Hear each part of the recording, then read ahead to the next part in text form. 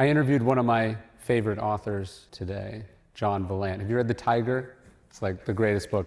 If you ever want to read a book that's so good it'll rip your face off, this book, The Tiger, is that. But he wrote a book more recently called Fire Weather, which is about the terrible Canadian fires up in Alberta. And one of the things I was struck by reading that book is he talks about this species of pine tree. It's a lodgepole pine.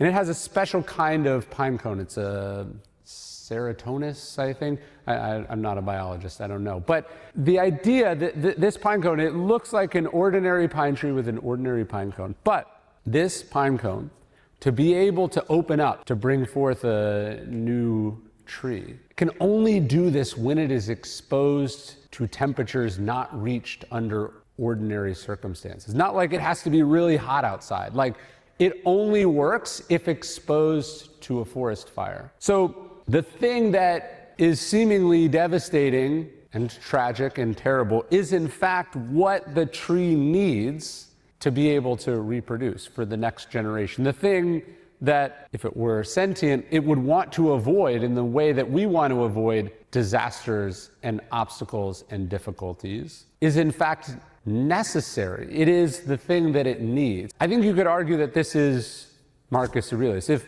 Marcus Aurelius had been able to continue the 20 years of peace and prosperity, obviously that's what he would have chosen if you gave him the choice. But he wouldn't have been what he was able to become had he not been exposed, had he not been through this crucible.